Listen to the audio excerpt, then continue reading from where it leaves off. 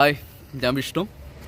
ഞാനിപ്പോൾ ഇവിടെ നിൽക്കുന്നതെന്ന് പറഞ്ഞിട്ടുണ്ടെങ്കിൽ നമ്മുടെ സീതാറാം ആയുർവേദ സ്പെഷ്യാലിറ്റി ഹോസ്പിറ്റലിൻ്റെയും നിയറസ്റ്റ് ലോഡ്ജിൻ്റെയും ഇടയിൽ വരുന്ന റൂട്ടിലാണ്. KSRTC പരിസരത്തുള്ള റൂട്ടിലാണ് ഞാൻ നിൽക്കുന്നത്.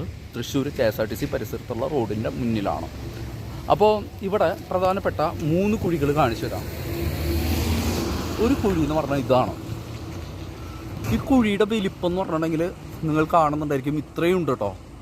അതിൻ്റെ തൊട്ടപ്പുറത്ത് തന്നെയാണ് ഒരു കുഴിയും കൂടി വരുന്നത്. ഈ കുഴിയിൽ ബൈക്ക് വീണ് കഴിഞ്ഞതിന് ശേഷം പെട്ടെന്ന് സ്കിഡായി കഴിഞ്ഞിട്ടുണ്ടെങ്കിൽ ഈ കുഴിയിലേക്കാണ് വീഴുക. അപ്പോൾ ഓട്ടോമാറ്റിക്കായിട്ട് അവരുടെ ബാലൻസ് നഷ്ടപ്പെട്ട് കഴിഞ്ഞ് ചിലപ്പോൾ ബ്രേക്കോ കാര്യങ്ങളോ കിട്ടിയിട്ടില്ലെങ്കിൽ പിന്നെ ഈ കുഴിയിലേക്കായിരിക്കും പിന്നെ അടുത്തത് വീഴുക.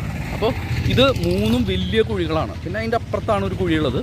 അപ്പോൾ ഈ 3 കുഴികളെന്ന് പറയുന്നത് ജനങ്ങളുടെ ജീവനും സ്വത്തിനും ഭീഷണിയാണ്.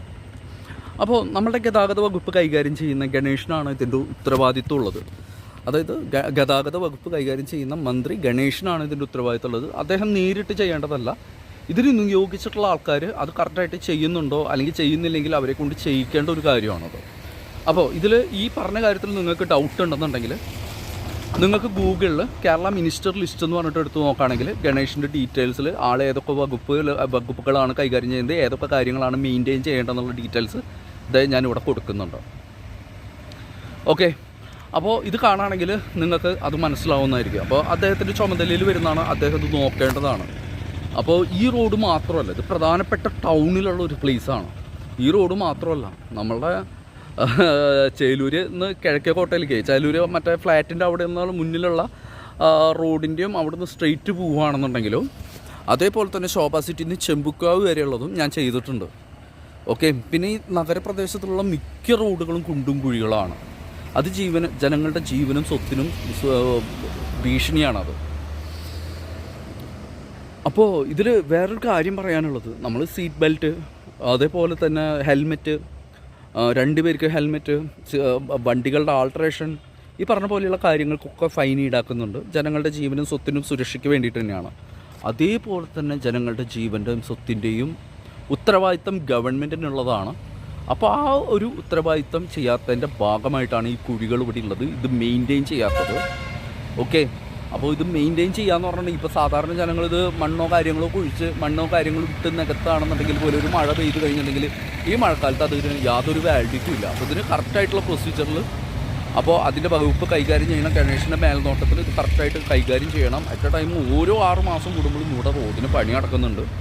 അപ്പോൾ ജനങ്ങളുടെ ഗതാഗതം തടസ്സപ്പെടുത്തുകൊണ്ടാണ് ഈ റോഡിൻ്റെ ഗതാഗതം കാര്യങ്ങളൊക്കെ കൈകാര്യം ചെയ്യുന്നത്. അതും ജനങ്ങളുടെ ജീവിതത്തിന് തടസ്സം ഉണ്ടാക്കുന്നുണ്ട്. ഇതിനൊക്കെ നമ്മൾ ആർക്ക് ഫൈൻ ഈടാക്കേണ്ടതെന്നാണ് നമ്മൾ ആലോചിക്കേണ്ടത്. നമ്മളാൽ നിർമ്മിതമായിട്ടുള്ള ഗവൺമെൻറ്റിന് നമ്മൾ ഫൈൻ ഉണ്ടാക്കുമ്പോൾ നമ്മളുടെ ഫണ്ട് തന്നെയാണ് നമുക്ക് അയാളെ പോകുന്നത്.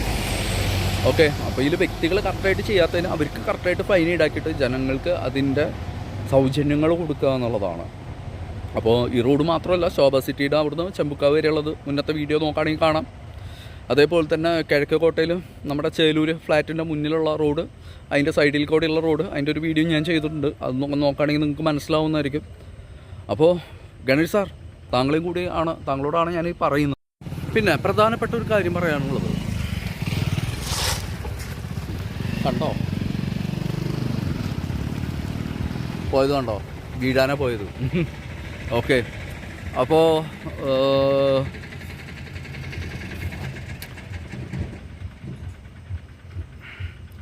ഇതിൽ പ്രധാനപ്പെട്ട കാര്യം പറയുന്നത്, അതായത് ജനങ്ങൾക്ക് ഫൈൻ ഈടാക്കുമ്പോൾ ജനങ്ങളുടെ സുരക്ഷയ്ക്ക് വേണ്ടിയിട്ട് ഹെൽമെറ്റ് ഇല്ലാത്തതിനും ഡബിൾസ് വെച്ച് പോകുമ്പോഴും ത്രിബിൾസ് വെച്ച് പോകുമ്പോഴും ആൾട്രേഷൻ്റെ ഭാഗമായിട്ട് ജനങ്ങൾക്ക് ഫൈൻ ഈടാക്കുമ്പോൾ ഇതിന് ആർക്കാണ് ഫൈൻ ഈടാക്കേണ്ടതെന്ന് ചോദിക്കുമ്പോൾ അവർക്ക് ഫൈൻ ഈടാക്കാതിരിക്കുമ്പോൾ ഇത് ജനാധിപത്യമാണോ എന്നുള്ളതാണ്.